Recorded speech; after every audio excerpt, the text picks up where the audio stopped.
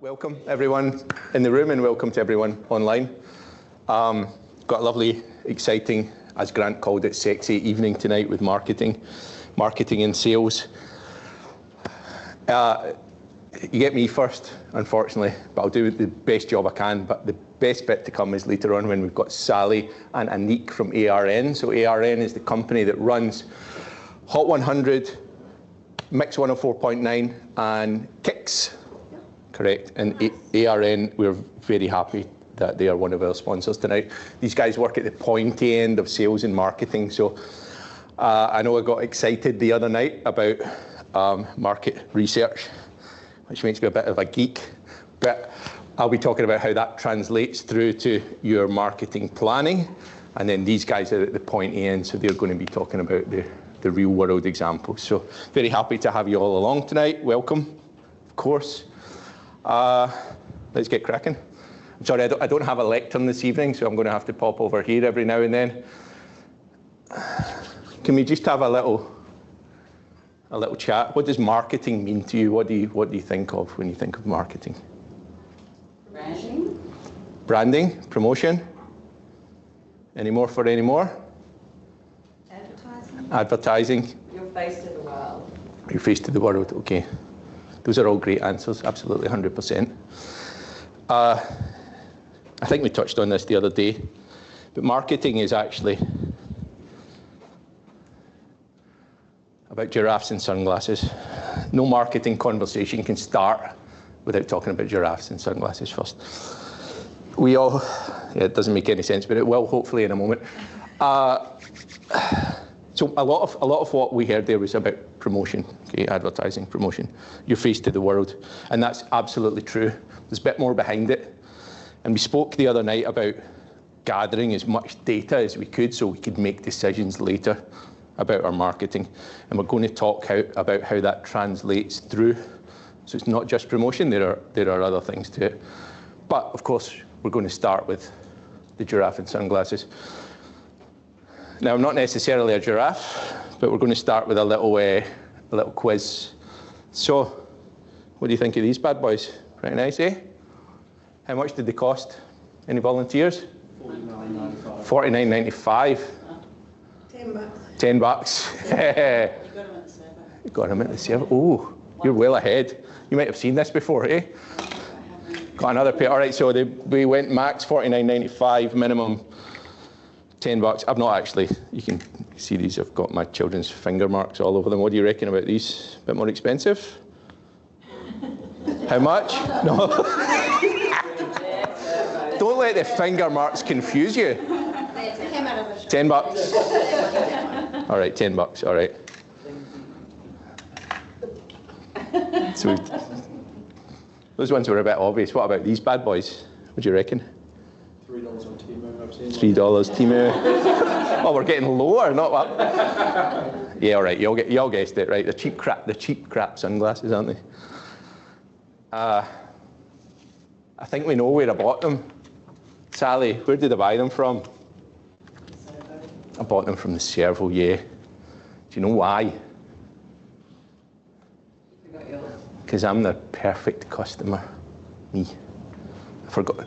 Did you say? Forgot. Sorry, I'm deaf in one ear. Did you say I forgot mine? Yeah. You might be right. Okay, let's talk about why I'm the perfect customer to buy Servo sunglasses. So we talked about our research the other night. We looked at the graphics, the demographics, behavioural, geographics, psychographics. Behavioural, unfortunately, doesn't have graphics after it, but we know what we mean. Let's talk about the demographics, or the demographic reasons as to why I'm the perfect customer for Servo sunglasses. What do we reckon? Age. Could be age. I mean, I can drive, no? So that's a start. Yep. So I'm over 18, very close to 18. I hope you all notice. Any other reasons? You're a bloke. I'm a bloke. Yeah, potentially. But we'll come back to that. Yeah, I'm a bloke. Income, maybe. Yeah, absolutely. I've got to spare a few dollars to spend on some cheap crap sunglasses. Yeah, absolutely. But yeah, it's available. All right, geographics. Right, you're close to Servo? Close to Servo, yeah. It's easy to get to. I think that's pretty much covers it. Let's get into the fun stuff though. You're going to learn a little bit about me. So whenever we take the kids out, my wife is always super prepared, man. She's got drinks for everyone. She's got a change of clothes. She's got bags of everything. What do you think? What do you think about me? What are my behaviours and psychographics? Would anyone like to volunteer? Get back, kids, we're off. That's exactly right. Jump in the car, kids, we're off. Disorganised, a little bit lazy, spontaneous perhaps. I just think everything's going to be okay. So I do exactly that. Right, kids, let's go. Vamos. Get in the car, we drive off, and we get, don't know, 50 metres down the road, and someone says, Dad, I'm thirsty. I go, I didn't bring any water. All right, let's go to the Servo for some water. And then I turn the corner, and the sun shines in my eyes, and I go, shit, I forgot my sunglasses again, right? All of that, like, I know we spoke about promotion before, but I've not seen a bunch of ads to buy Servo sunglasses. Is anyone here? Anyone here seen? No, exactly. So there's more to the marketing than just the promotion. And that's why I'm returning to this after the other night. If we can understand this stuff, then promotion's certainly a part of it, but sometimes not 100% necessary. I'm sure the ARN people will be keen to disagree with me later, but nonetheless, promotion is really important, but there's a lot that goes behind it, okay? And we need to understand that marketing isn't just promotion. It's about a little bit more.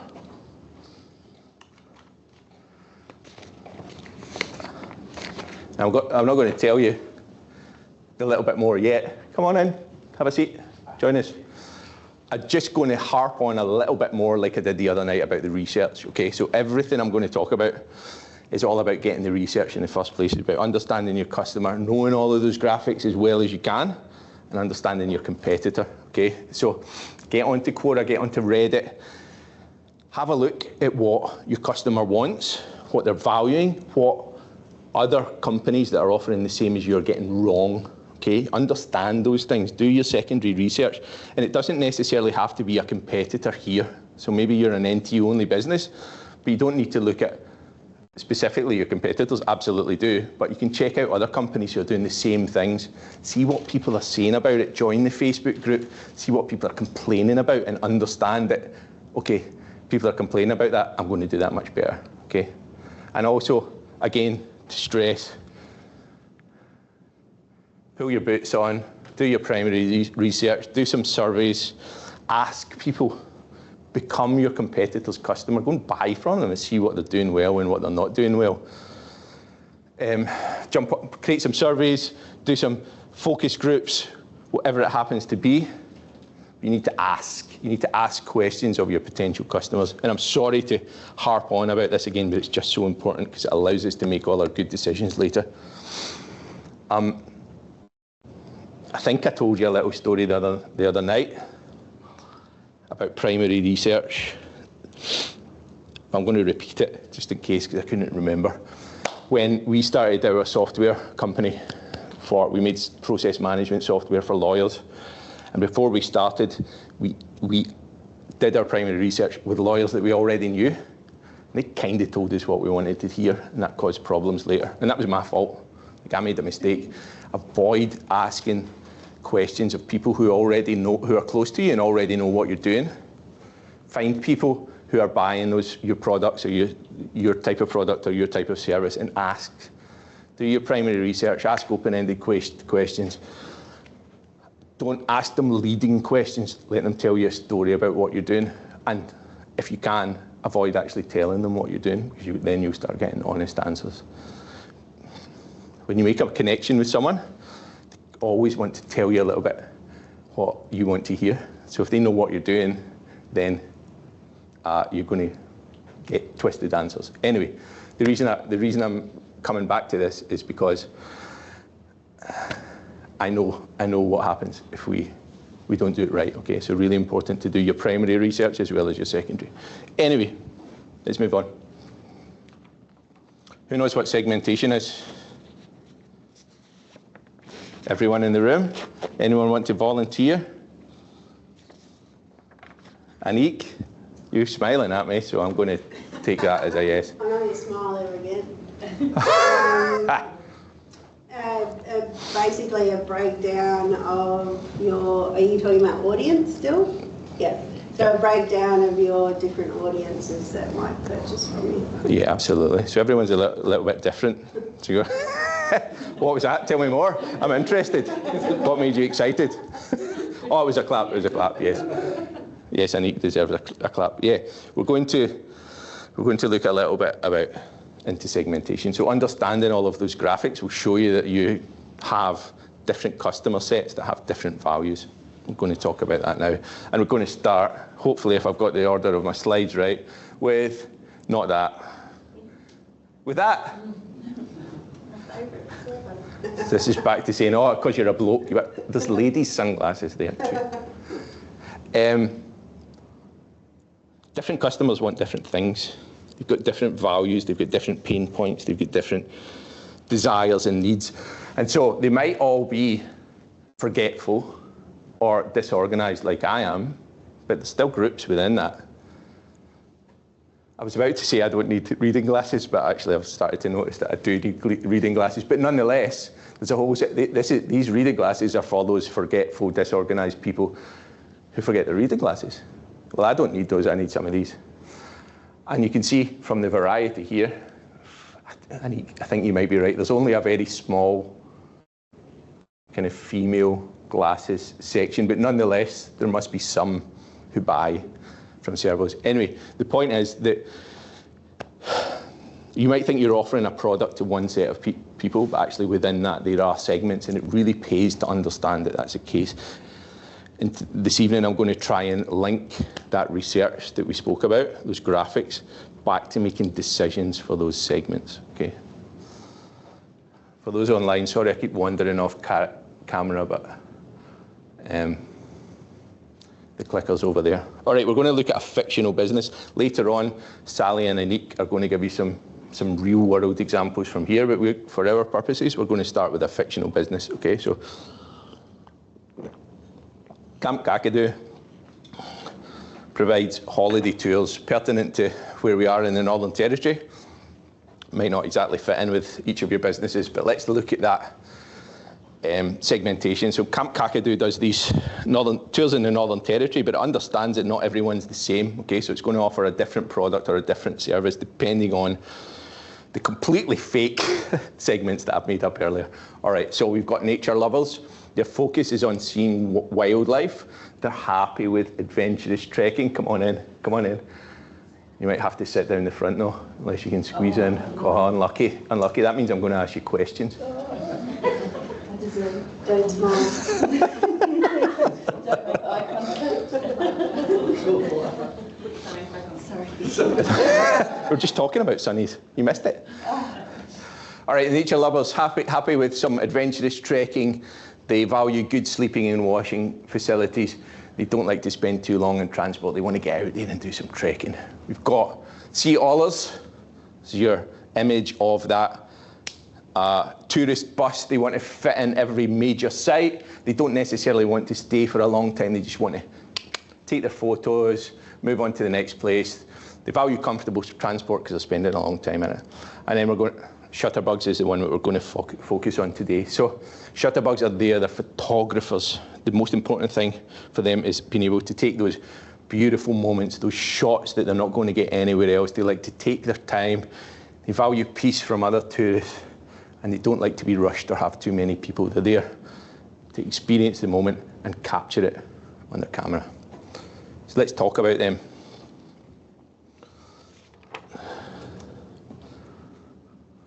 I hope this is going okay. I'm not actually reading any of the notes that I've been putting up, but anyway, that's fine.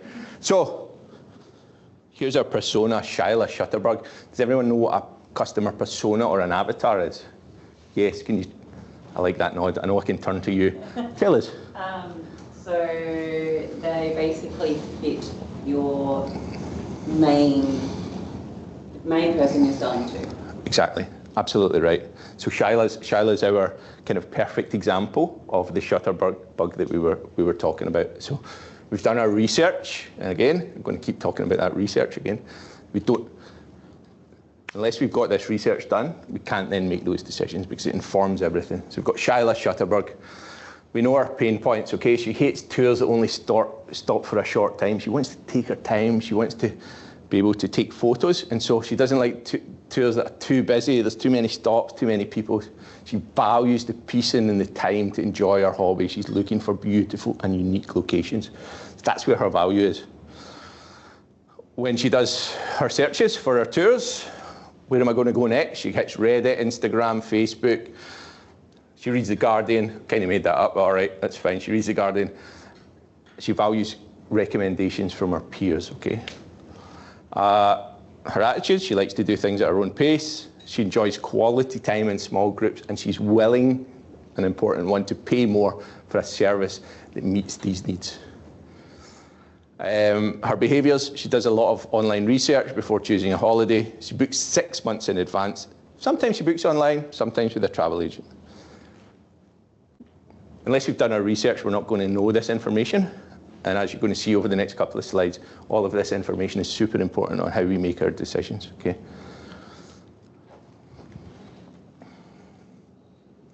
And our decisions, okay? So this is kind of old school, but it really works. It works. So I don't know if anyone's heard of the 4 Ps of marketing previously. We spoke about promotion earlier on, and that's often what people first think of when they think of marketing, but actually there's so much more behind it. And that's what we're going to talk about.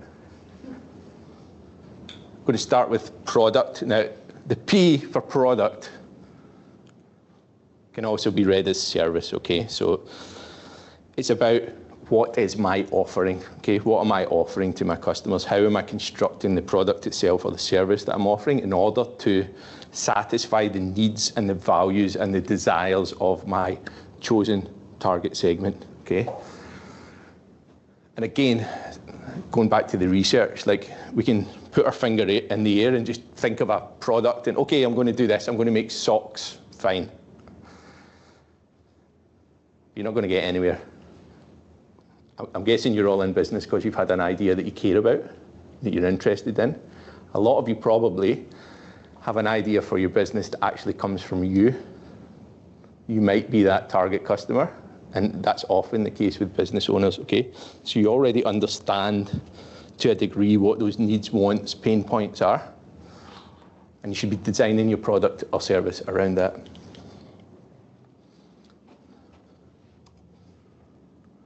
So let's look at Shyla.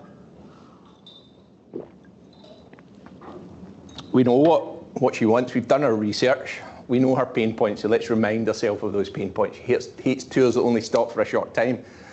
She doesn't like tours that are too busy. She values psychographics, the peace and time to enjoy her hobby.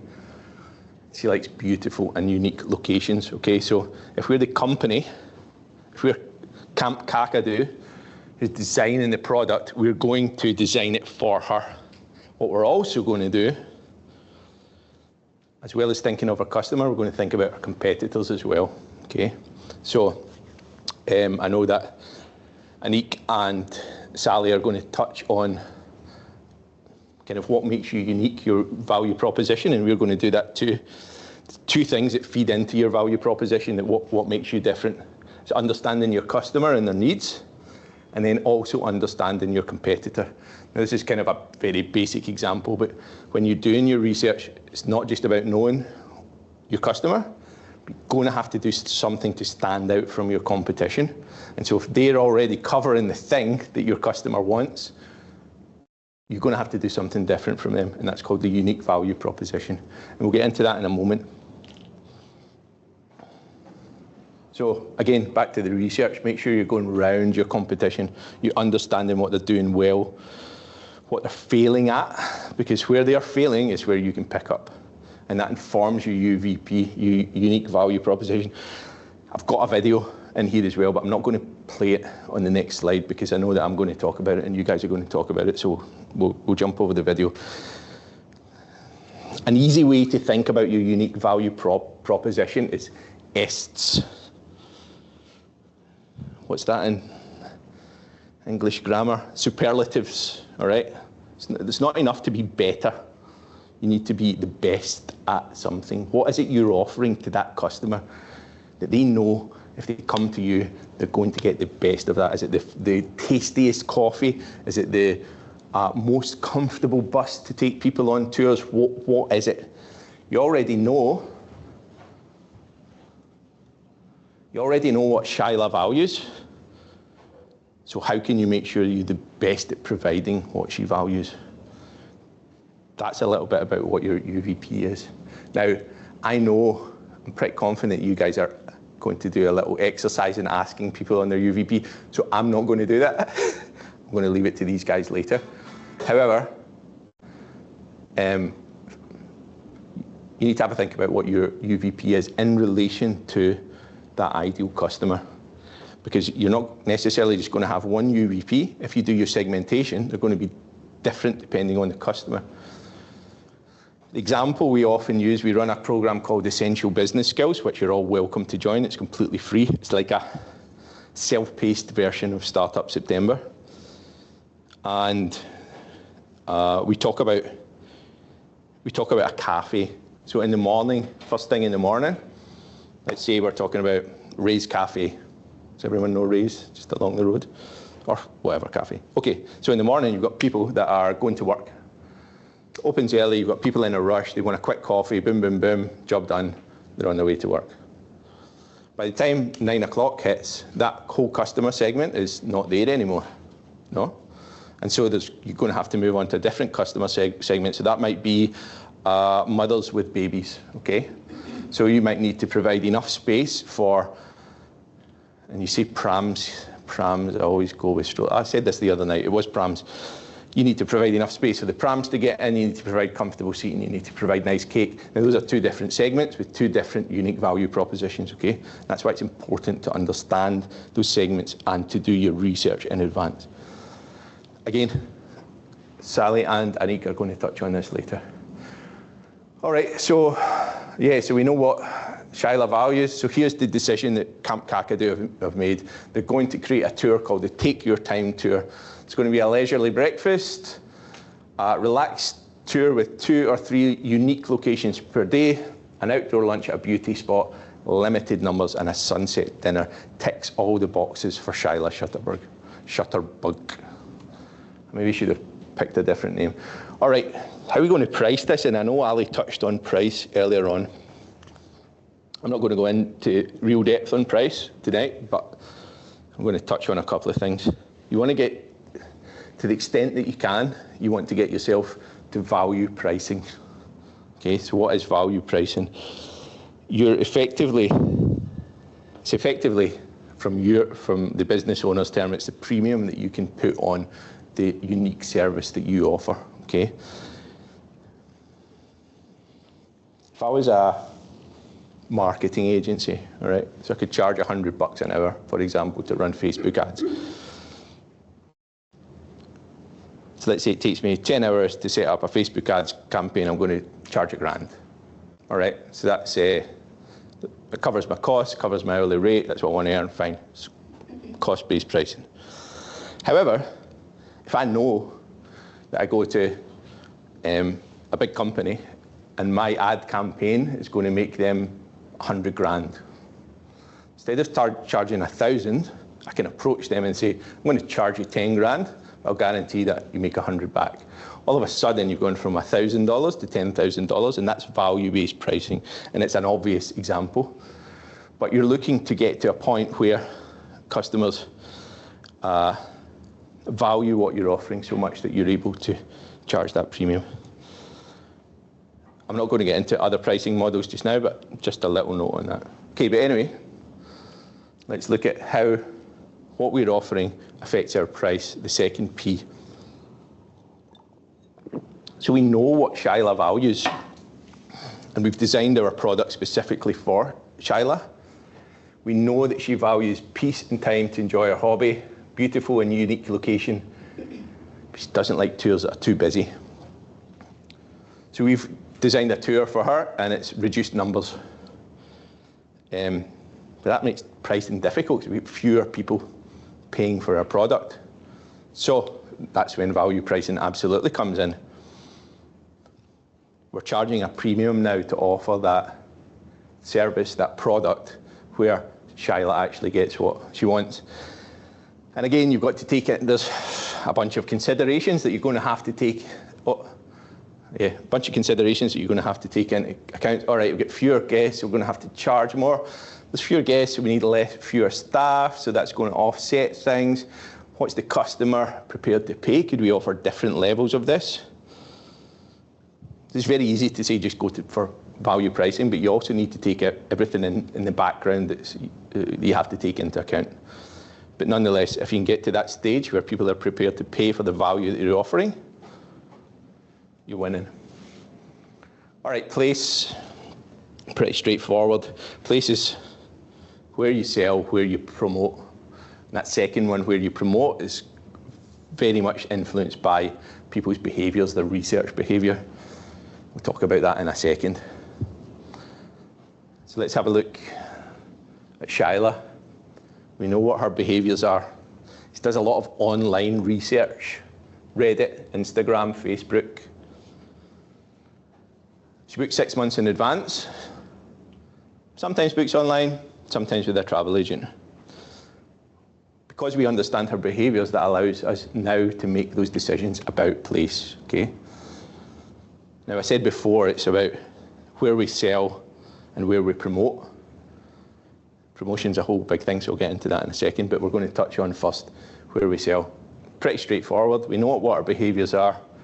We're going to sell on via our company website. We're going to use tour booking websites. We're going to use travel agents, okay? So we know the ways that she books. The second part about place is where we promote, and I'm going to go into a bit of a spiel before I get to the decisions that we make on there.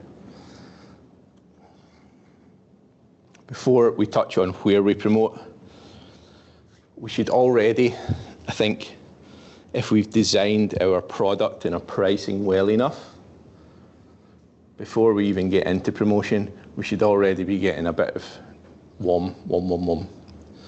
WOM is word of mouth. It's the most valuable promotion you can get. If you're really targeting a segment, and we spoke about Reddit groups and Facebook groups, or if you're purely local, people talk, man. They talk. And a recommendation from someone else is worth lots of ads. Huh? So if you've done that research and you've designed that product, you've designed that service specifically for that person, you're offering it at the right price and you're providing them loads of value for that, you're going to tell people, man. Promotion is super important, as we all know, but those other things are important too. So the reason I'm underlining that is don't forget that. Get your word of mouth. Make sure your product and service is super focused on the customer. Live up to your unique value proposition. Give them a wow if you can. Like, how good is it when you come away from something and you're like, that was amazing. You tell people. That's what you want. Make sure customers leave reviews, testimonials wherever possible.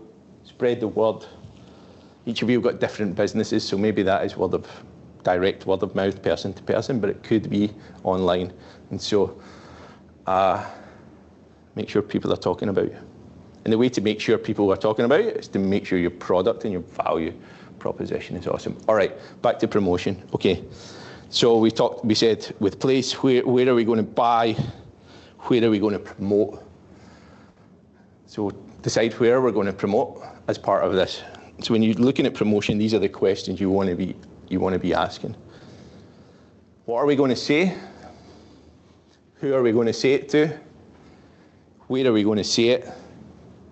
How are we going to say it? And when are we going to say it? Again, our research that we've all done is going to answer those questions for us. All right, what are we going to say? Well, we know what we're going to say. We know what Shyla loves and what she hates. So our messaging is going to be about that product that we've designed for her, but not just the features and benefits. Probably should have had a slide in this. So we're not. You go on holiday, you're not selling the plane ride. You're selling the holiday itself. Yeah. So we're not just listing features and benefits here of what she wants. We're going to think about how she feels, and that's going back to those psychographics. Like, what pleasure is that going to? I'm going to step away from that. What are the positive emotions that she's going to be feeling as a result of spending money with you? In our case with Shyla, she's getting that experience that she desires, but there's a difference here. Some of you are going to be solving problems, okay? So if you're solving a problem, maybe she's not going to be so stressed anymore, okay? And, well, we're coming to the next bit. I won't jump ahead of myself. All right, we know who we're going to say it to. We're going to say it to Shyla. But who and where are very interlinked, right? Because your segments, your personas all hang out in the same place. So find a place where Shyla hangs out, where Shyla does her research. You're going to be speaking to other people who fit into that category as well. So those two things are going to be interlinked. So we're saying it to Shyla, we're saying it to our peers, we're saying it to our segment. Where? Hello, how are you? Come on in, grab a seat. Yes, thank you. Pick a spot. So where are we going to see it? And that's why the behavioural stuff is so important. Like some of us buy on a whim, like we buy a chocolate, or we buy sunglasses in the servo, we buy on a whim, right? But if it's a bigger purchase, we're going to do a bit of research. And that's where, Startup September is a great example. So we worked with Annick and ARN to make sure that we had ads for Startup September on the radio at the right times of day, and made sure lots of people know about it. And ta-da, like everyone's here. All right, you might have also seen it on Facebook. We use multiple channels, but nonetheless, like it's about where does my tribe do their research? Where are they going to hear about this? And that's where that behavioural research comes in. When? Okay, again, it's back to the behavioural stuff. We know that Shyla does her research 6 months in advance. We know it takes a little bit of time. She wants to hear some recommendation. She books 6 months in advance, but she's probably doing research for a couple of months before that. She's finding out, she's looking on Instagram, seeing where those amazing photos are coming from. She's talking to people, oh, hey, that looks really good. When did you go there? What was the experience like? So she's doing that research in advance. So we need to make sure that our product or service is being promoted at the time when Shyla's doing her research. All right, so again, and I hate to harp on, but I'm going to keep doing it. Because we've done our research, we can answer those questions and now we know what we're going to do. So, just going to give a free tour to a local photographer, make sure those photos are on Instagram, reviews on Reddit, Facebook groups. You might call up a magazine or two and offer them a meal, offer them a free trip. And she's going to give travel agents $100 commission per guest. I'm sure a few of you deal with tourism NT, so that's probably utter nonsense. It's 15% now, but anyway, there's going to be commission for our travel agent. All right, the buy-in process, even if it's a pair of sunglasses in the moment, or a chocolate bar, or my kids wanting to get a slushie and I say yes, it always follows the same pattern. There's going to be some kind of internal trigger. For my kids, it's just pulling up at the servo. They think they're going to get a treat, and they usually do. They've got it nailed. They're going to do an information search, which is my two children spending 10 minutes just to choose which chocolate bar they want. They're assessing the features, they're assessing the brand, the products that's going to deliver them the best benefits. And then the purchase, it can take a long time. It could be a chocolate bar if you're dealing with B2B rather than B2C. It could take months. There might be 10, 20 people involved in the decision making for a corporation. And then post-purchase. So there's a bit of luck with post-purchase, because the majority of people, after a period of time, evaluate their decision as a positive one, which is good. But you can help that. Follow up that purchase, send them a thank you letter, whatever it happens to be, but just reaffirm what they're likely to do anyway, which is to self-affirm their decision. That will encourage them to share their experience with other customers, and that's going back to that word of mouth. The more you can get that, it's like gold dust. Because there are different stages, I'm not going to go into every single one of these ones. The slides will be online in 48 hours that you can check out. Like with each of the kind of different stages of that journey, there are different ways to communicate with people, and you should be considering each of those. And there's some nice examples here. I'm not going to spend a long time on this, but please, in a 48 hours, as you're thinking about your marketing planning, what types of communication you're going to do, have a look at this. It's a good starting point for you to understand what I should be saying and when. All right. I would recommend planning your marketing.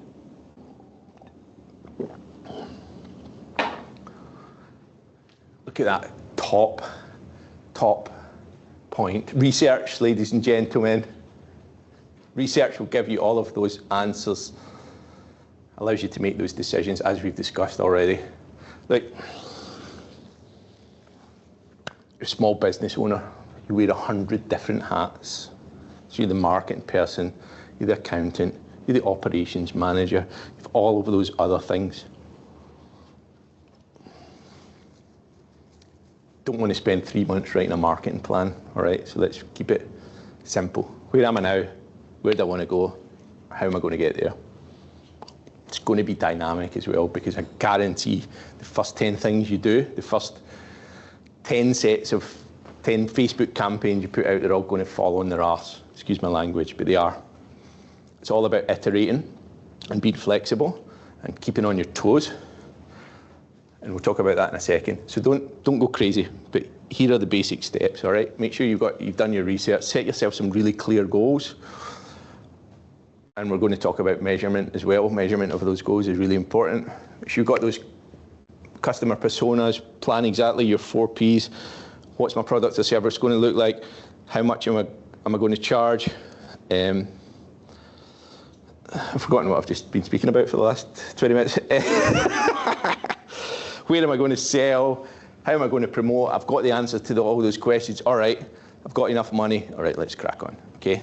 Niall, can I just... Yes. Finished with Shyla? I think I've finished with Shyla, yeah. Can I make 2 observations I with Shyla? would love you to make 2 observations, absolutely. Can I give you the mic? Or you chat? I like Shyla. In there? Just wherever. Okay. Hello. Hi, everyone. With Shyla, can you just... Yeah, absolutely, yeah. So what I would add on Shyla is her income.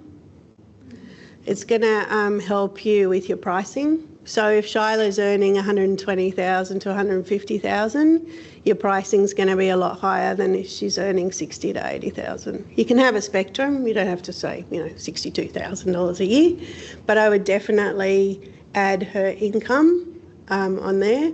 The other point that I wanted to make was to your point about being dynamic.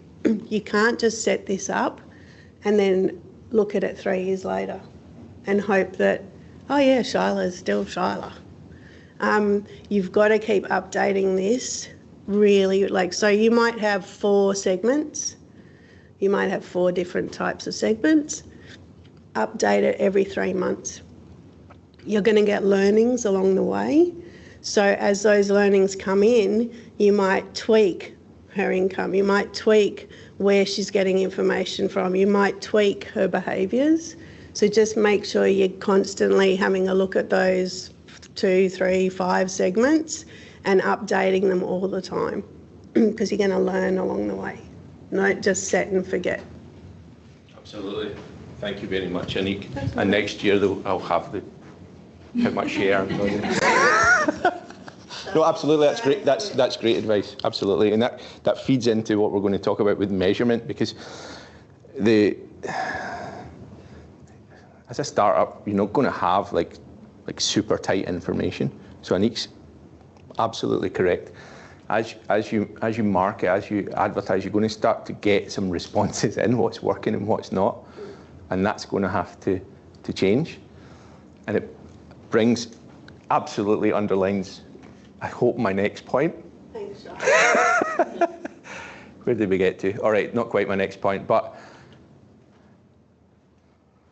how we're going to measure things. All right, and we'll come back to that in a second. All right, where we are. Okay, include your research on the market. The research again, yay. You don't need to be super detailed here, especially as a startup. You're not going to have super detailed information, but okay, what do I think my market segments, my customer personas are? Who are my next couple of competitor targets maybe? What are their weaknesses? What am I going to go for? And are there any opportunities there? Where do I want to go? What are my goals? And we'll talk about that very briefly in a second, and how we measure their success, and that really comes back to what Annick just said. Being able to measure, especially as a small business owner, is really important, because you've got a limited amount of time, and as we said, a number of different hats that you're wearing. So if you're spending a lot of time on something that's not working, it's no good, man. So we need to be able to measure what's going on and adapt, as Annick just said. All right, how we're going to get there, how we're going to achieve each goal, who are we going to target, how are we going to target them, how much is it going to cost us. Okay, I'm going to touch on these very briefly, just in case anyone doesn't know what a SMART goal is. Specific, measurable, attainable, relevant. We've got a time frame. Just saying, I'm going to have a successful tour business. All right, good on you. What does that actually mean? At the end of my first year in business, I'll have run 10 tours for 200 Shutterbird guests who spend an average of $1,500 per visit, bringing revenue of 300,000. If you've got a SMART goal, you can break it down into steps. And when we touch on measurement, they'll be like, okay, is this over the next 12 months, is this going to bring me in 10 tours? Am I getting the return on my investment, or do I need to change my marketing, either the strategy or the campaign level, whatever it happens to be, in order to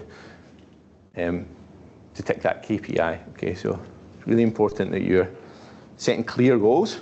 You can't really measure unless there are no clear goals.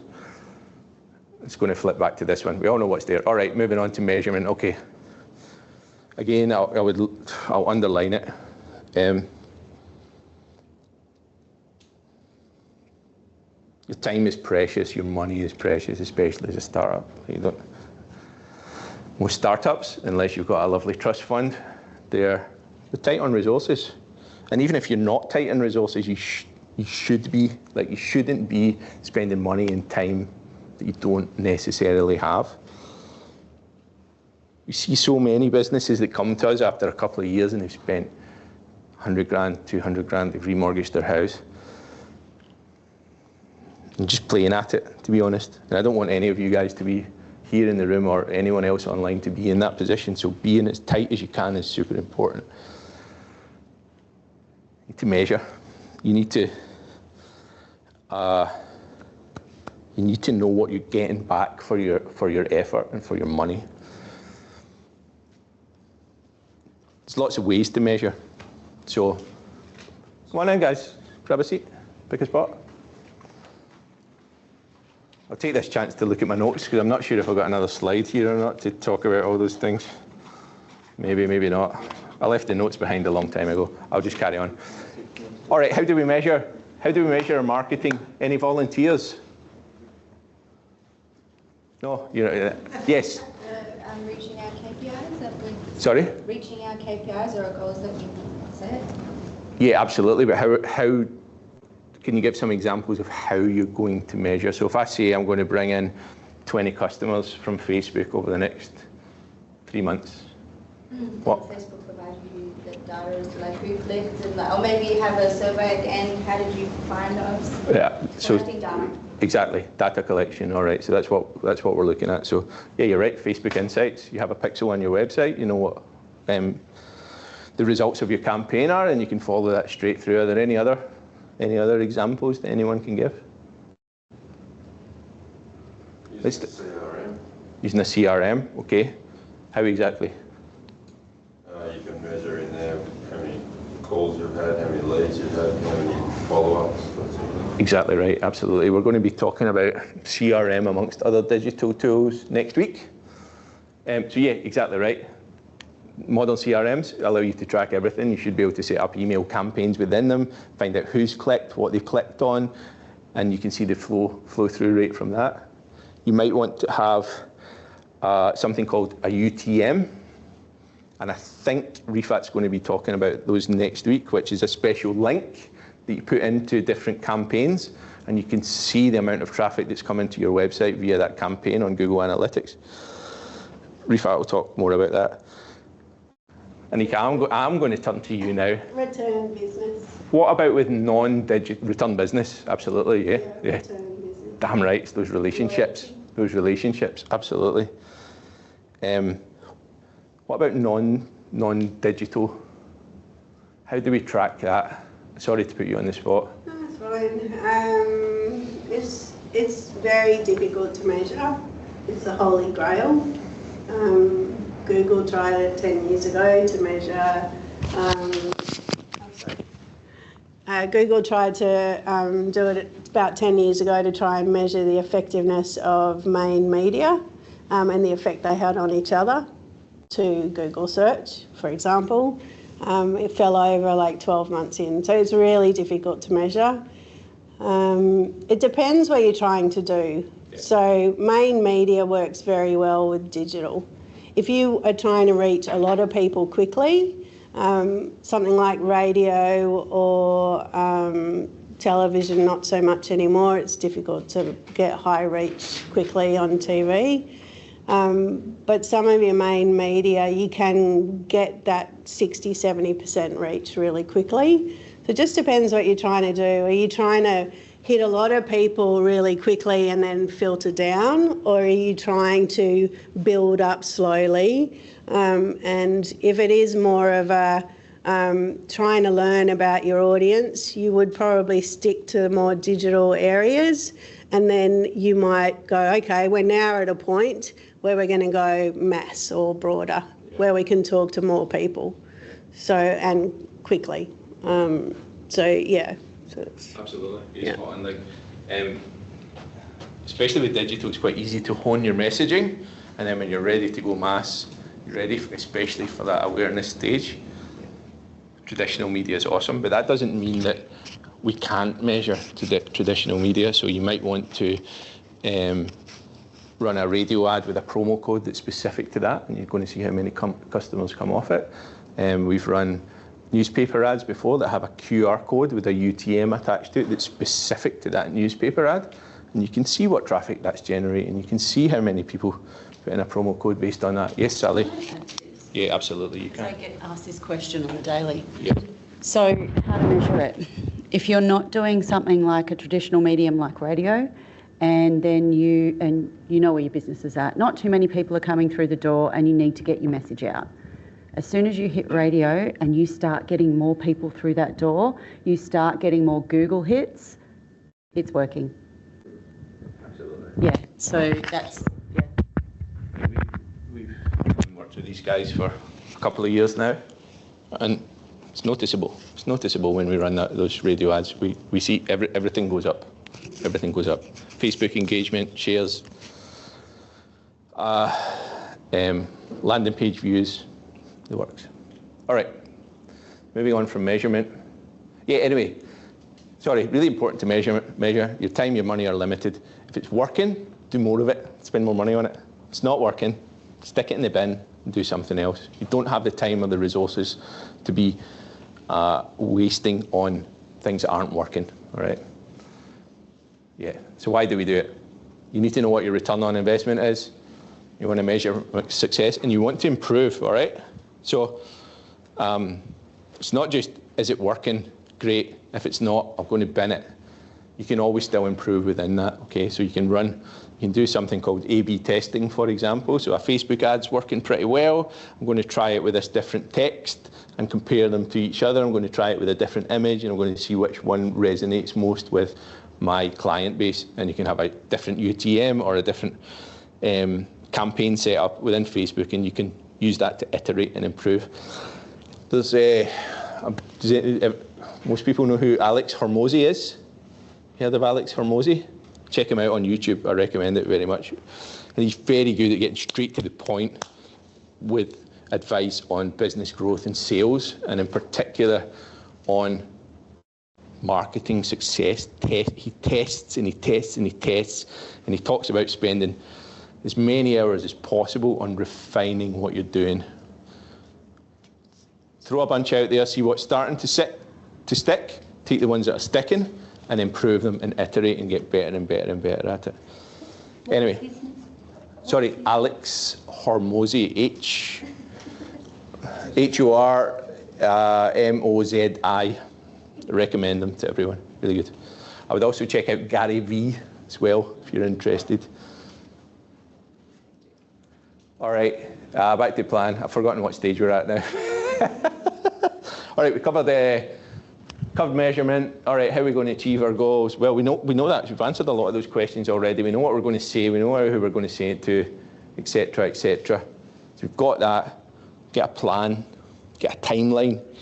In the course content page, which you all have access to, there is a very basic Gantt chart. Does everyone know what a Gantt chart is? Yeah, so show month by month. Here's my goal. Here's the actions I'm going to take. Chart them in your month by month and make sure you do them. Keep yourself accountable, because this stuff isn't going to happen on its own. And then finally, can I afford it? Oh, I've jumped ahead. Oh, I deleted that slide. All right, budget. There's supposed to be budget in here. Just going back to that measurement. You don't want to waste your time. You don't want to waste your money. Set yourself a clear budget. I'm going to spend this amount. If I don't get any ROI on it, I'm going to change my tactics. I'm going to spend elsewhere. What's your order of attack if you're creating a marketing plan? Well, that's kind of up to you, right? So I've just got a few examples up here. You might be looking for volume. You might be looking for dollar value. Those are two different things, and that depends on your product, your service. Like someone like Coca-Cola, Coca-Cola, perfect example. They've got a high volume, low cost product, and they can sell lots of those. And so volume might be important for them, is important for them. You guys are in the NT, so some of you your market may only be here, or it may be outside of the NT. If your market is only here, really, really need to be conscious of where you're positioning yourself. You're not going to do high volume in the Northern Territory.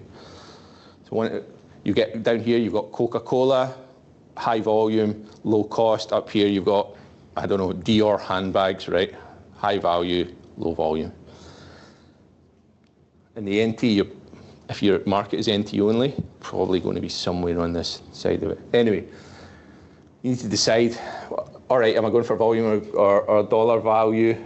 It might be who I want to work with. It might be which competitor has an obvious weakness that I want to take on first. It might be what's the low-hanging fruit here? Can I get 100 customers really easy because I know someone's not doing it?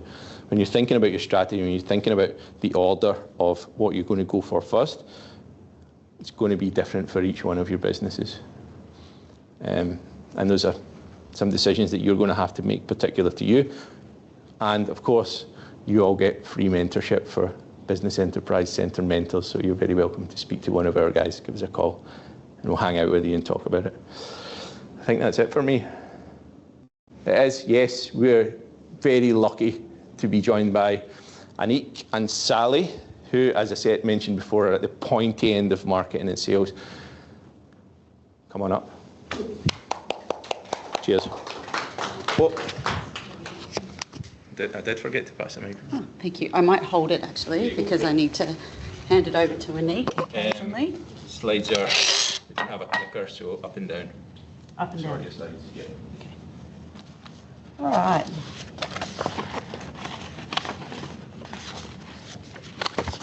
So we've got, this is a little bit interactive, so I'll just give these to Annick because she'll hand them out for me.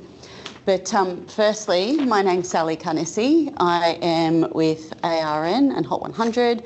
It's Annick Perrin over there, who you've heard speaking just a moment ago. She's our new GM.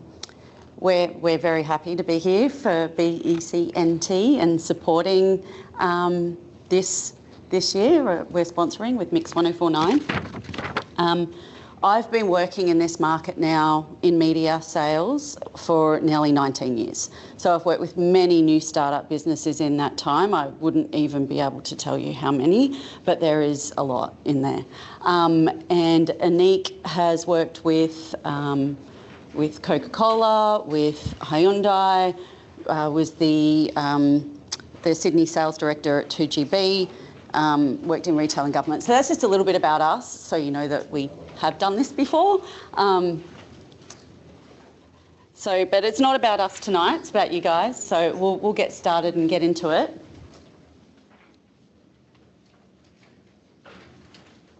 So Marketing 101. So tonight we'll cover off on the what's your product or service, what is selling, what is your point of difference, and what is your demographic. How to retain happy customers and how to deal with unhappy customers, and how do you constantly improve. And I've also spoken to a few businesses to get some insight and a little bit of advice for you with what they've been through when they started up. So what is your product or service? So we've got this sheet that we've given you tonight. So I'll get you to fill that in a moment if you're happy to. So explain what your product or service does in simple terms. So it's unique features, so you need to point out what makes your product or service different from others. Customer benefits, describe how your offering helps customers solve their problems. And pricing, share how much it costs and why it's worth that price. Availability, we need to let people know where they can buy your product or service. And this is really straightforward, like after seeing what we just did there, this is just the simple side of it. But if you want to take a minute to go over what your product or service is and pop it down.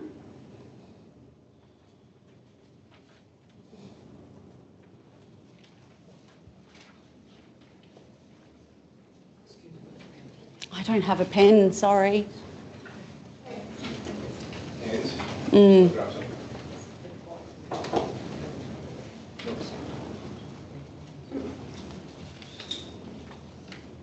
a lot of things in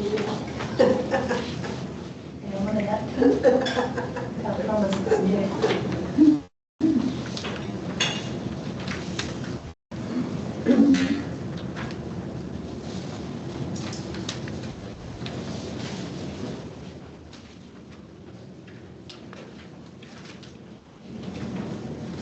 So what is selling? Selling is when you trade a product or service for money, which is really simple really, isn't it? Revenue growth, selling is crucial for making money and helping the business grow. It's understanding customers. It's important to know what customers want so you can meet their needs. Value proposition, what's your customer after and what value are you going to add? It's building trust, so good selling helps create strong relationships with customers. And it's brand loyalty, so consistent selling helps customers remember and prefer your brand. Which is all very much important. So if you would like to just take a couple of minutes to go and put something down. Would anyone like a pen? Yeah. Oh, thank you.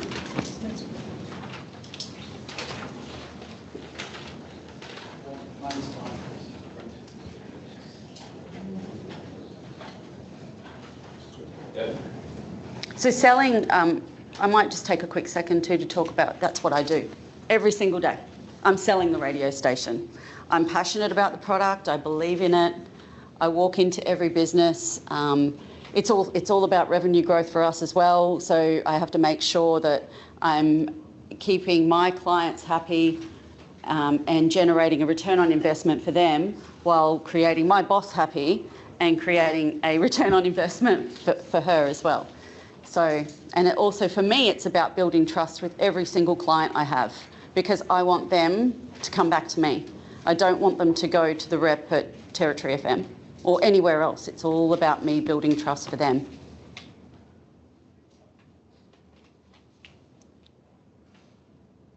So that I then create brand loyalty and they stay with me.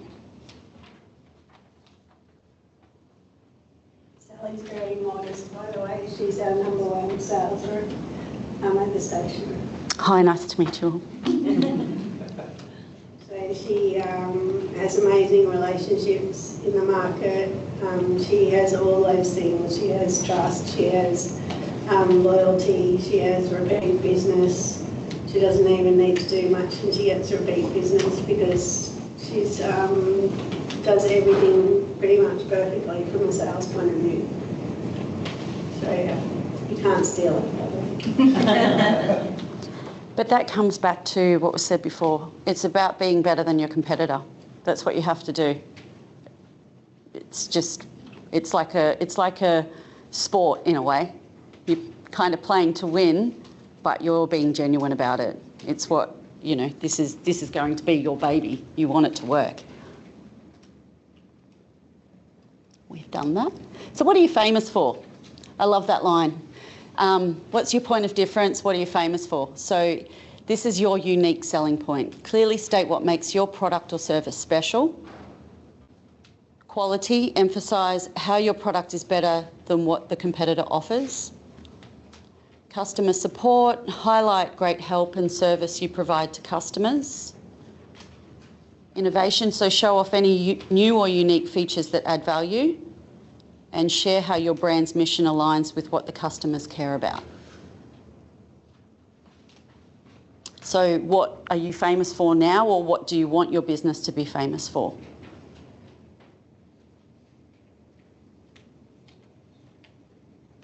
Oh, thank you. No, I'm kidding.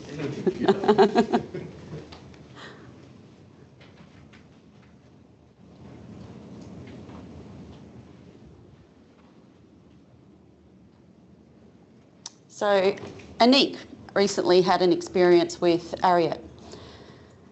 She said that their customer service was exceptional, and based on their returns policy, the boots were too big. It was an easy process with a QR code and the new boots were in the mail in no time. So she QR coded everything, sent them back. They came back, nice and easy, simple. She'll go back to Ariat. So keeping things simple, but you know, as easy as possible for your customer and client. Copy stop. So this is my experience. I love this place. I go there every single morning before work. I'm sometimes late to work because I need my Kopi coffee. But they've got exceptional laksa and delicious coffees. The Kopi team make you feel like you're an important part of their business. They remember your name every time you walk in the door. They'll remember your personal coffee order every time. And they're creating a customer base that's loyal. They make you feel important. So every time you go in there, this morning on the way to work, where our office is situated, it's kind of a little bit out the way for me to go there sometimes. But I figured out a way to not go somewhere else, park my car and still go to Kopi because I don't want to cheat on them. I love them. They make me feel good. It starts my day right.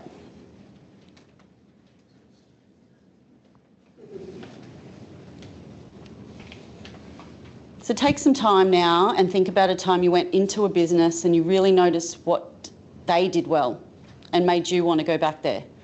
So is there a time any of you can think of you might like to share? Yes, you're at the back. You're 100%. Same way you are with Kopi, I am with my barber. Yeah. I always go to Michael in the Air Raid Arcade. Mm-hmm. I value speed. Michael can get you in and out in 10 minutes. You can be back to work and still eat something on your lunch break. Mm-hmm. And it's a good enough haircut. Perfect. Love it. And equal insurance. Yep, Your loyalty. exactly. And that's where you want your customers to be. Got an example too. I bet lots of you are on the I Love Darwin Facebook group, and you would have seen Lily from Coles featured on there recently. She's one of the people that works at the checkout at Coles in the Mitchell Centre. Oh, okay, yep. And even before I saw her photo on there, I was one of those people that was like, there's Lily, and I want to go through her checkout. Yeah. And that's special. That's, you know, it's that reputability, that's the connection. And that's what we want for your businesses as well. I used to go to the markets for years on my split shift and get my dinner, and it was always a chicken noodle soup, and I used to go to the same lady, and I remember even when I was younger, and again she used to make me feel special, and she used to say, hello beauty, and they all would line up, and then I remember one day lining up and she hadn't seen me yet, and then I hear her say, hello beauty, to another lady. Beauty. So she's doing it with everyone. She wasn't silly. Not special anymore.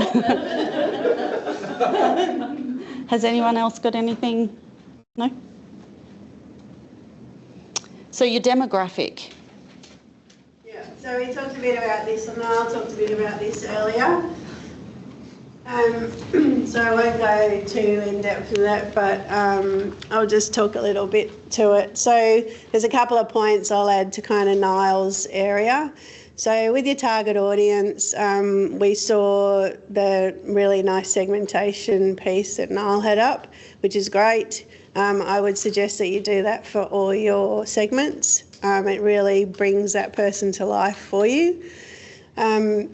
And when I was at 2GB as the Sydney sales director, we had a very big problem in the fact that, we had a very good direct business, so we sold really well to direct clients. It was kind of an 80-20 revenue, but 20% of the business was the agency business, and that should have been about 40% of the revenue. So there was a huge opportunity to grow in that area. What we found out when we did our segmentations of who we were selling to, so the direct team was selling to clients, so business owners like yourselves, but the agency teams were selling, I don't know, does anyone know about 2GB? It tends to be a 50+ station. So when we figured out that the people we were selling to in agencies on clients like Coca-Cola and Hyundai and all those sort of clients, we discovered that they were all 22. And their grandmothers and grandfathers listened to 2GB, but actually they had never listened to it themselves. So we were selling to people, selling our business or 2GB radio spots to people that had never listened to the station, even though they were working on clients, big clients that should have included us. So it was a huge kind of conundrum. So we actually went and did that segmentation for agency buyers. And then from there, we put together a strategy for each segmentation group. We ended up increasing the agency business 3- or 4-fold, and we're very successful in doing that. So it's really important to understand that. One other thing I thought I'd add on to Niall's Shyla sheet is life stage. So life stage is really, really important. So here's an example. So if we look at, say, 30, 40 years ago, the majority of women back then would have kids in their early 20s, say. You go fast forward 30, 40 years, and women are having kids from the age of, say, 25 up to 45. So if you were to go, yeah, we're after young mums with bubs, you need to think about life stage, not necessarily age. So life stage is really important these days because age is becoming less and less relevant, because a 45, 50-year-old can be doing what a 25-year-old does, for example. So overlay your age, sex, psychographic, all that stuff with life stage as well. Does that make sense? Yeah. One other thing I thought of today actually was some of you will have businesses that you can use other businesses to sell your business. So that you might not think of it. You might think I'm only going after the individual, but if you really sit down and spend some time around B2B, who else around the NT or online or whatever it is, who else, and we almost had an example earlier tonight, didn't we? Who else could help sell your business? What other business could either sell your business or help sell your business? What partnerships can you create, B2B, that will help you sell your business? And vice versa. There's probably some really nice partnerships out there that you haven't even thought of because you're thinking, I'm selling to mums and dads or whatever it might be. Location, I think that's pretty straightforward. We've talked a bit about values. Buying habits are really important. And I think one of the things that we do a lot is we think about the buying cycle. So Shyla might buy one holiday to Kakadu, once a year or once every 5 years, or she might only do it once in her life. So try and think about that purchase cycle. So again, you could overlay that on either Shyla or, in another area in the business. But think about if someone's going to come in every day and get a coffee, like Sal, or is it the type of business that you're only going to sell something once a month, once a year, et cetera, et cetera. And then off the back of that, then what's repeat business look like and what's that purchase cycle? And you might not know straight away. Again, these things take time. Like if it's evergreen, so like there's no seasonal need necessarily like Darwin, if it's hot, it's hot. It's hot all year. So like for, I don't know, for my invention that I can't tell you, sorry.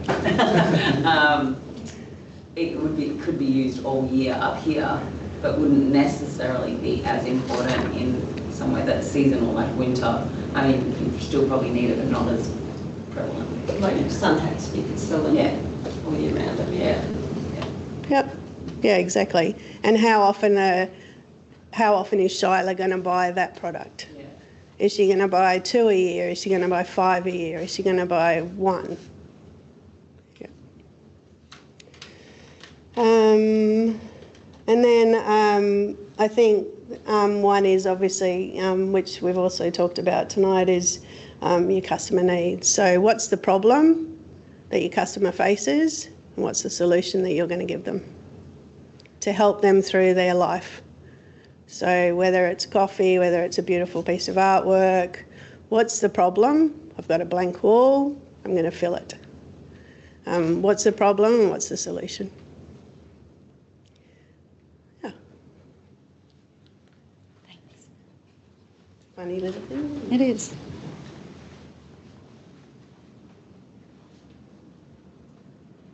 So I thought I'd just share our demographics. So how we sort of also work it out for our clients is we know Mix 1049 is a 35 plus demo, number one in that age group, all people under 40 to 64 and daytime shifts 40 plus. We've got 61,000 listeners there. So when we're doing a campaign for a client, we know where to place it.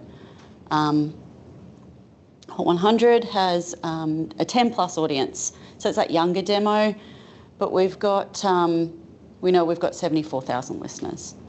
Yes? I'm doing online measurement, and when I got the return, we say everyone in Adelaide. How can I separate the real Darwin local and Adelaide? Like I'm talking about the thing like that. I know that my target group is local people. Yes. But when I do measurement online, it's always return Adelaide. You know what I mean? Like. So you'll be targeting outside of Darwin, is that what you're saying? Sorry? Every computer here in in Darwin, if you say it's from Adelaide. Yeah, there's a link there. How can I, you know what I mean? Yeah. Sorry, I'm not So understanding. like when you put a Facebook ad up, for example, and you want to Yeah. market Darwin, Yeah. it's linking to Adelaide. Mhm. There's an overlap happening right now. Like I've Yeah. noticed that before. Yeah. On Facebook? Yeah, like just If I have my location turned off, Yeah. it gives me all ads for Adelaide and Yeah. It's happening when I'm from Melbourne anyway. Yeah. So how can you know that your is So this is on the radio. on the radio? Yeah. Yeah. How can you do How do you get research? those numbers? How do we get those numbers? Our coverage area is just Darwin and Catherine. Mhm. Yeah, but then How do we get those numbers? Is that what you're Yeah. asking? We do a survey. So we are the only media in the NT that does an industry grade survey every couple of years. So you may receive a phone call and they'll say to you, if you answer the phone, do you listen to the radio? It's a yes or no. What do you listen to? You have to say Hot 100 or Mix 1049, Territory FM, Kicks Country, ABC. You'll tell them what you listen to. It's not a survey where, because our surveys are industry grade. So it's not a survey that they'll ring you and say, have you heard of Hot 100? Have you ever listened to? We're not allowed to ask those questions. So it's it's done very reputably. So that means you do your own marketing research and it costs money. so our company, ARN, Australian Radio Network, organises all of the radio stations in Australia to have surveys. So we're fortunate because it's Hot 100, Mix 1049, who you're listening to. So we're really lucky. Does anybody else have any questions? Thank you. We can put your business on there. I have to No, I'm joking. It's okay. It's okay. It's okay. Yes. Question just about, about marketing, Yeah. like you hear about it a lot, Yeah. but, you wonder how effective it is. Like, people don't really want to answer questions. You know what I mean? People are busy. So, what's the best way to go about that? Because you want it to be effective, you're going to invest into it because it is important, but, what's the actual best? Yeah. Do you mean for you to measure if it's successful? Just to actually get the surveys out, because you hear about, do a survey monkey or do this, but what I actually see what you're works? saying. Yeah. Difficult. The honest truth is it's difficult. You're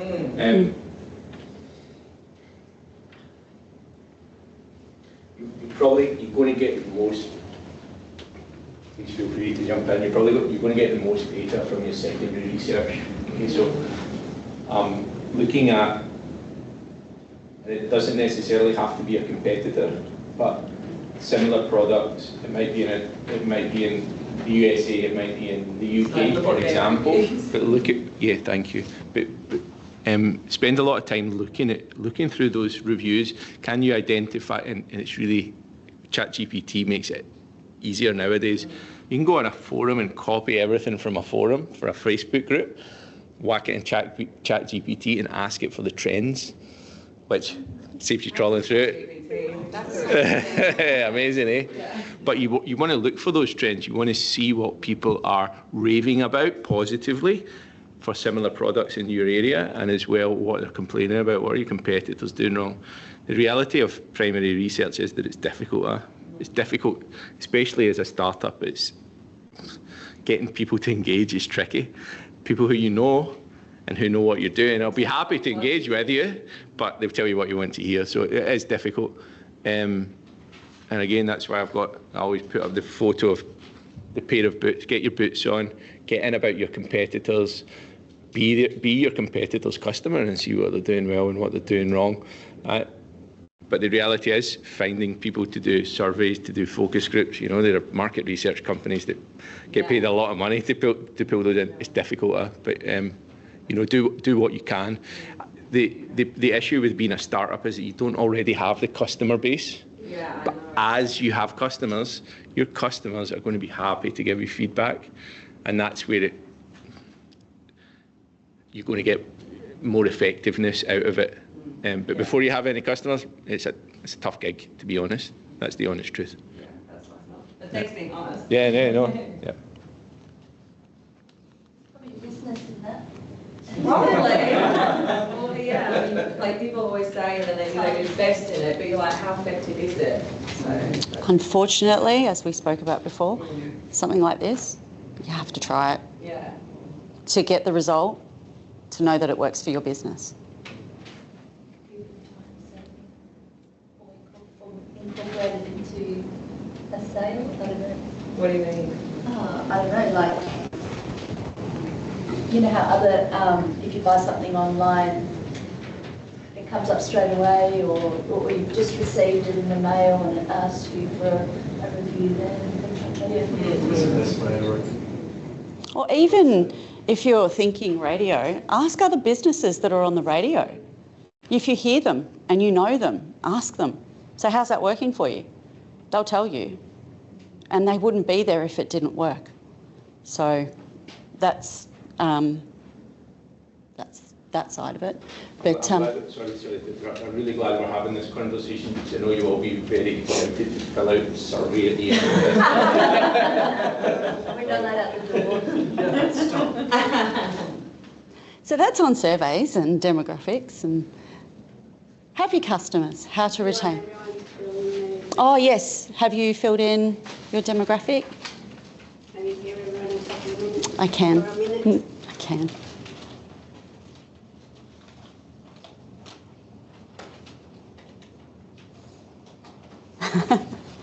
Don't forget the B2B. So can you think of anyone who can help you sell your business, another business?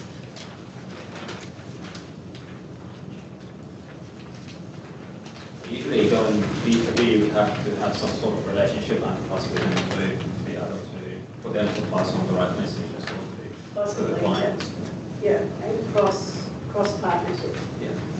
Yeah, but a lot of people will shut that down on day one because they think, oh no, I'm the only one that can sell my business, I'm the only one who can do this and do that.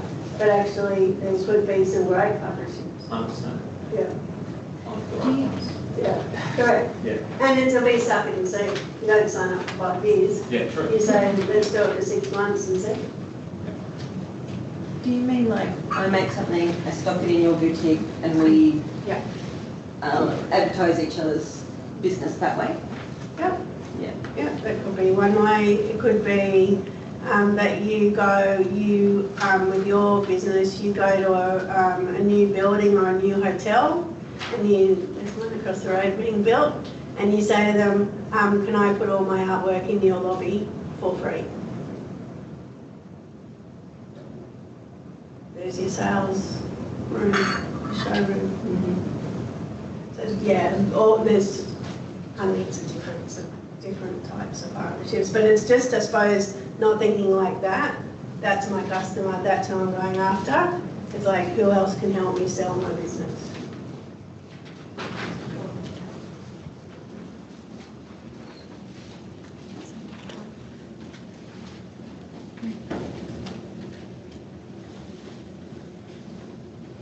Happy customers, how to retain them. Great customer service, so providing friendly and helpful support to keep customers satisfied. Stay in touch, keep customers updated with newsletters or messages to maintain engagement. They may not open your email, they may not open your message, but they will when they need your service. So I think that's super important to keep that stay in touch going. Loyalty programs, offer rewards for repeat customers to encourage them to come back. Love a coffee voucher, keep getting those stamps. Listen to feedback, so ask for customers' opinions and use them to improve your offerings. And consistent quality, always deliver high quality products and services to meet your customers' expectations.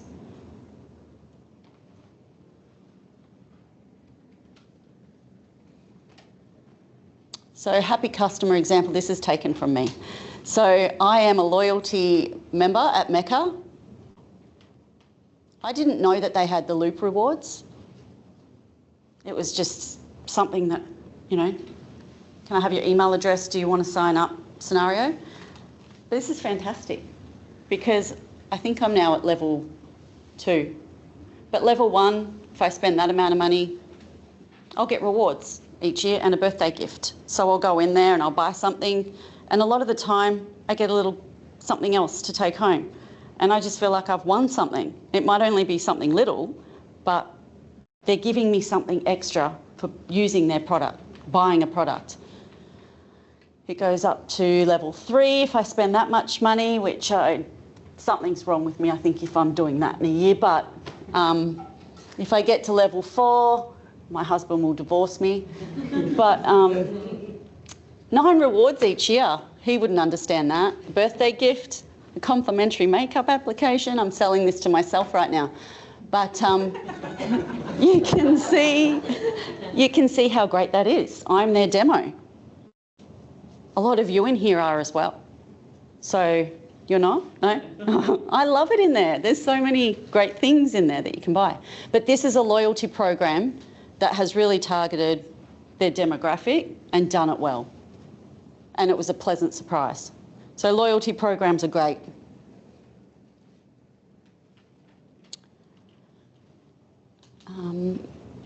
Would anyone like to share a happy customer experience or a loyalty, something that with any businesses that you deal with, or something you might be about to offer within your business? I used to go into seed, and there was 2. Oh, you get the microphone. No, you're right. I used to go into Seed, and there was 2 ladies in there that were just beautiful. They basically treated you like you were family. And then I went in there, and they both left, and I didn't even get a look in, and it was really disappointing. And then I found them in another store, and we're family again. So you don't go to Seed anymore? Well, I do. You do, but they're not there, so it's not the same. It's not the same. It's really not. Mm-hmm. Anybody else? Unhappy customers. And you will get them. I get them from time to time. And it's important to listen carefully to them. Let customers share their concerns and you show you care. Apologise, say you're sorry for any mistakes and acknowledge their feelings. Provide solutions, so offer practical ways to fix the problem that they're facing. When we were going over this today, Annick and I, we were talking about, the customer's always right scenario. And someone in the office said, no, I hate that. Retail, no, customers aren't always right. And it got me thinking, no, they're not. They're not always right. And you're going to get someone who's over the top and rude and obnoxious, but it's how you handle that person. It's not what you say, it's how you say it to that person that gets you that better result. And they might come back. You might not care if they don't. You might want them to walk out the door and never to return. But that's up to you. Follow up. So check back with customers after resolving their issue to ensure that they're satisfied. That's super important. If I mess something up for a client and I fix it, resolve the issue, I will always follow up a week or 2 later just to make sure that they're happy with what they've received. Learn from feedback. Use complaints to make changes that improve their customer experience, and that's important too. Feedback's constructive, and complaints are only going to, if it's something genuine, only going to make your business better. It's how you handle it. Really hard to hear. Like, I opened a bar about 4 or 5 years ago to have a break from, as you do, to have a break from my very long big career. And in that first year, if someone told me what I should be doing another time, I felt like I was going to scull a margarita in front of them. Like, seriously, it's really tough. You know what you should do? But like now I look back in hindsight, it was probably all of those commentaries and comments that I kept taking on board didn't really like listening to it or hearing it. Why don't you try music on a Friday night? I've tried it. Why don't you try this? Why don't you try that? Anyway, I could go on. But yeah, and it is really important, but because it's your baby, it's really hard to hear. It's like someone, you know, you're pulling the lid up on your pram and someone goes, oh, you're very pretty, don't you? And that's what it feels like, you know, like, and I get it, but it's really important. So somehow you can do better than I ever did, and you can listen to all that stuff and make it constructive back into the business, which is, I could have done a lot better.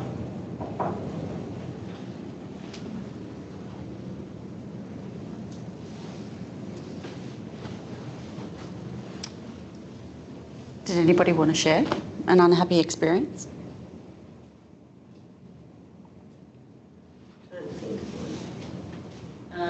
Working in the casino with drunk people losing money. I actually cleared the wrong number on a roulette table, and there was only a couple of people on the table, thank goodness, but they obviously get the camera and then they rebuild the chips on the felt. But during that time, rather than just standing there, I spoke to them and I apologised, and we ended up talking, and you find out about their family, and you create a relationship with them, and it instantly calms them down. And that's so important. About them, you know. Because everybody wants to talk about themselves as well. So when you're asking questions, they'll come back in a positive way, eventually, maybe not straight up. We were speaking about this in the office today. A colleague, she bought a piece of jewellery from a lovely store in Darwin, and it broke the next day. And I actually remember when she did this, she took it back, she came into the office, and she was so upset because she'd bought it the day before, it broke, and they refused to fix it. They refused to do anything about it. So she'll never go back there. And I won't go there because she had that experience. So there's the word of mouth, because I saw it and I just thought, well, that's not very nice. For me, I'm celiac. I'm a painful restaurant guest, customer. I was told that the food on the menu was gluten-free, and I've ordered it. It's happened a few times. It comes out, I question it a little bit more. It turns out it's not. And a couple of places, they don't care. So do you go back? No. Do you talk about it to other people? Yep. Do I have a group of friends with the same issue? So, you know, that could possibly be a table of 10 going to this restaurant. Sorry, we're not going to go there now. So that's what happens. Whereas if they had been a little bit more nicer about it, we'd go back.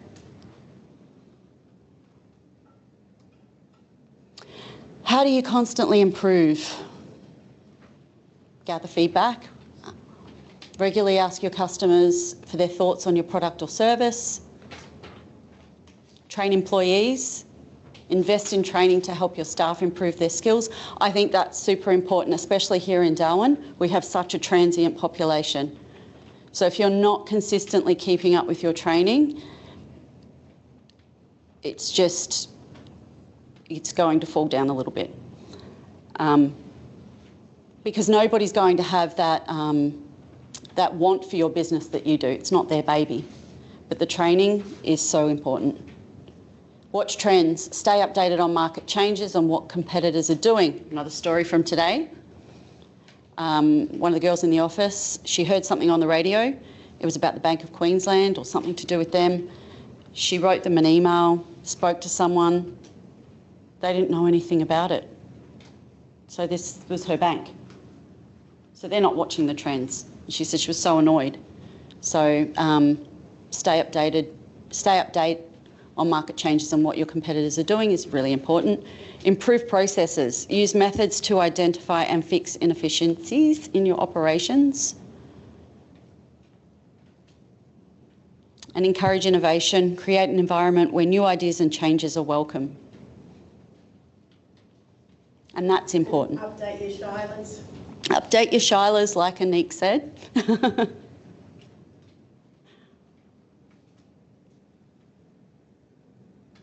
to put that on there, update your Shylers. Yeah, I know. We'll have to edit it and send it through. Would anyone like to share their marketing plan with us? What you're famous for? I know. That's why I asked you. Because I really want to know. And I know she really wants to know too, because she said it. It's pretty cool. Anybody want to talk about what they want to be famous for? Or what their business will be famous for? Yeah, write this down. Tokpa Studio. Sorry, what was that? Tokpa, T-O-K-P-A. Mm-hmm. That's what I call my studio, which is just my spare bedroom. Balcony, couch, wherever. And what I'm doing is doing handmade items or hand sewn things. So lots of lino printed textiles and other hand painted or hand sewn items. And I've set up a website that nobody has seen because I don't really have a marketing plan. I don't know how to get them to see it without spending lots of money. T-O-K-P-A. So I've joined Tactile Arts organisation, which means I've been able to stock some products in the Botanic Gardens and Parliament House shop. And then I found on Napa Street the Handmade Haven. So Hannah, who owns that, has got a few things in there, but of course they take a big percentage. So it would be much better for me if I was selling things directly. But yeah, so that's where I'm kind of stuck. Mm-hmm. So that's why I'm here. Because I love making the stuff, but I don't know the business side of things. Have you heard about the botanic cool? Yeah, I've heard that. Yeah, they will love your product. Okay, Yeah. I'll write it down. Next to the, I forgot the name of the coffee shop. Stuart Highway, botanic cool. Sweetberry? Yeah. Yeah. Ah, there. Yeah. Thank you. So my marketing plan has been pretty much Instagram. I'm very active on Instagram, and I've now started posting to a Facebook page too. Mm-hmm. But I've not spent any money on anything like that. The return you get or the exposure doesn't cost much money. Yeah, $10 and Give it a go. Okay. Just try. Mm-hmm. And I put like 100 and they return my customer in Adelaide. And as far as what I post on Instagram, Sorry. I post what I like and what I don't like. So I don't like watching people's step-by-step process of every single thing that they're doing and leading up to it. So I don't post a lot of that. I can't be bothered watching big long videos and reels and stuff. So I just usually post one photo. I don't like reading heaps of information. So mostly it's short and sweet. But I do like to know a bit about the person behind it, so I do share some personal things at times. Mm-hmm. Yeah. People love reels. Yeah, I was just thinking that. You get stuck in it. Mm. Oh, is it just me that can't be bothered? So I was watching, yeah. Wow. Okay. I was watching somebody online recently talking about this, and he was saying, just be uncomfortable. That's how he started his business, and he started doing the reels. And he said, do it. Just be uncomfortable, get in front of it. Even if you feel like you're silly, you're not, because it's getting you out there. And people that like your product and want your product, it'll just get better and better the more you do it. Yeah. Mm. So if you fail, it's like the same as if you would have never tried it at all. Mm. Yeah, that's true. Exactly. Oh, thanks for giving me a couple of minutes.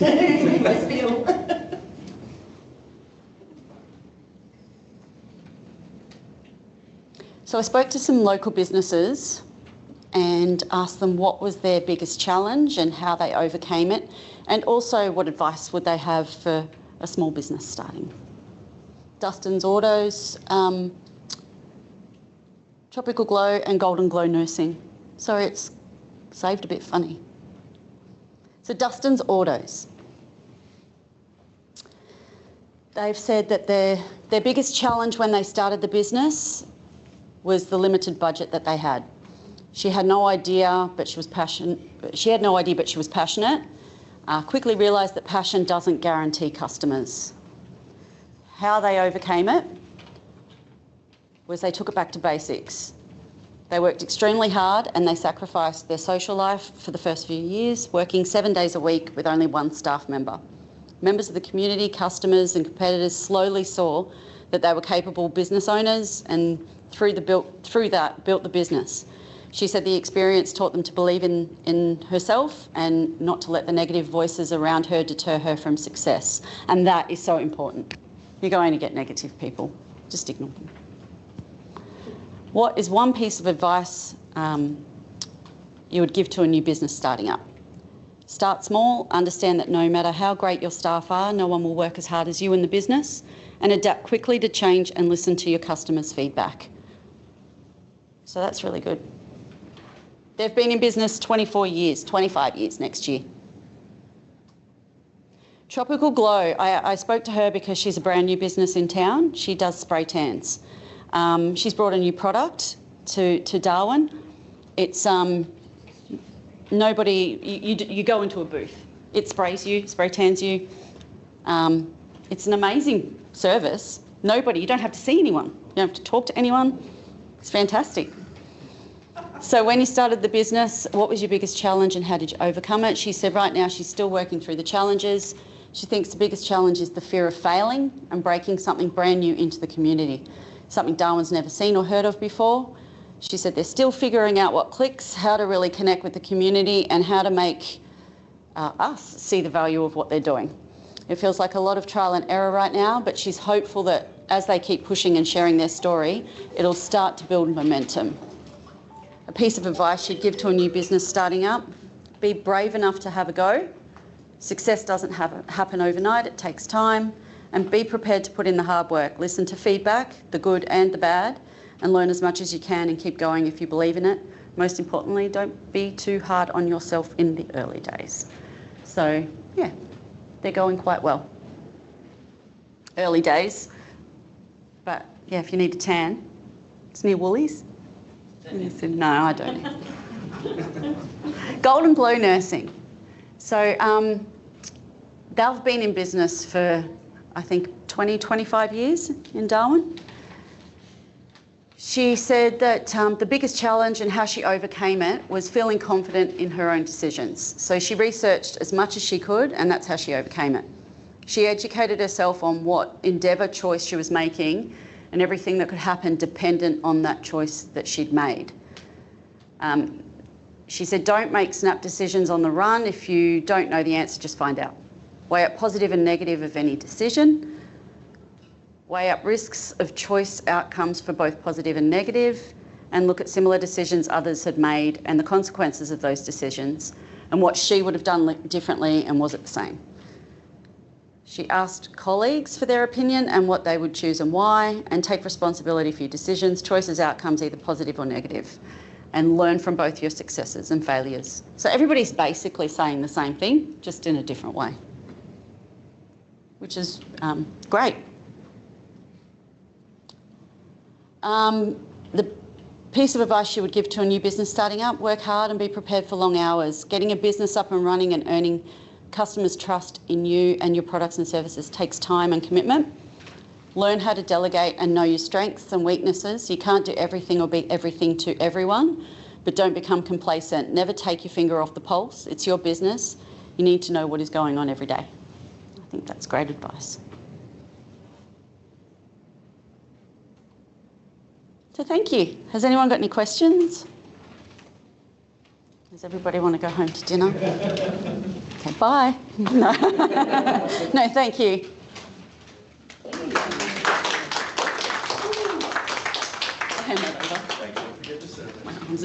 Thank you so much, Sally and Annick. That was awesome. not just marketing and sales advice, but general business advice as well. That was great. This might be interesting for you. The next session on Thursday, digital marketing. So we're going to be having a look at websites, getting your search engine optimization right, and there'll be a lot of that measurement stuff in there as well. We've also got the lovely Leanna White, who's awesome on social media, to come and give you some really great tips on working your social media. So she might force you to do some reels. I've got very quickly, I meant to set this up before, before I started talking. So I do apologise. I'll only keep you for one more minute.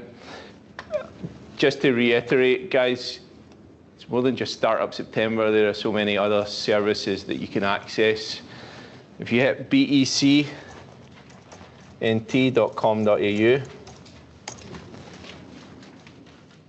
Oh, that didn't work, did it? I'll try that again. Sorry, turn my back on there. So as well as Startup September, as startups, there's loads of great help that you can access. Hopefully that worked.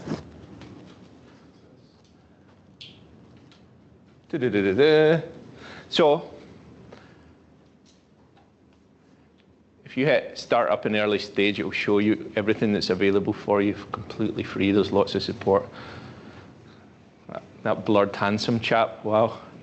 I bet he would look good if he wasn't all blurred. That was Startup September last year, I think. He does loads of stuff for you, eh?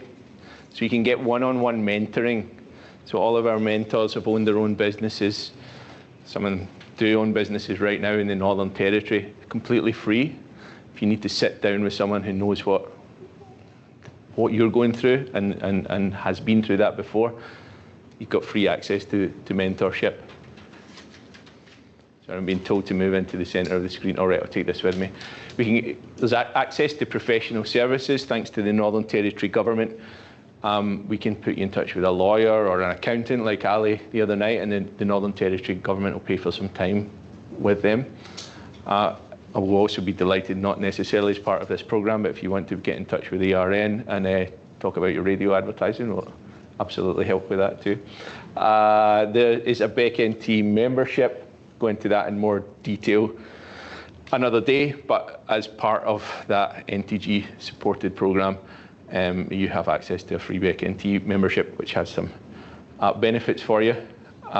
We have Essential Business Skills, which is kind of similar to Startup September, but it's an online course and it's self-paced. So if you want to take your time over things rather than squeezing it all into a month, you're very welcome to join us for that. Again, completely free for all startups and early stage businesses. Of course, Startup September. We also have a program called Digital Solutions. So as soon as you get your first ABN, any ABN, there are lots of free workshops and additional free 3 hours that you can spend with a digital expert who might help you with your website or your social media. Liana is a provider for that, all completely free. It says $110 there, but we just give you promo codes. You'll get it for nothing.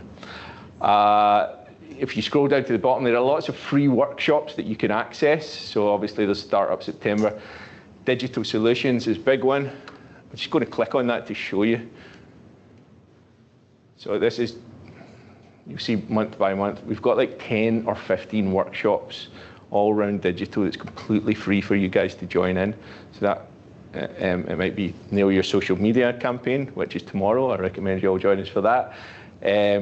Anything from selling online to using ChatGPT to building your email list, all of those things are all totally free. So jump in and join in. Yeah, we're able to do that, first of all, thanks to the NTG funding, but also from our sponsors like ARN, like Hot 100 and 104.9. So that's all completely free to you guys. Please jump onto the website and take advantage of everything that's open to you. Thank you all for joining us. Thank you to Sally and to Annick for joining us tonight, and we'll see you on Thursday. Take care. Yes.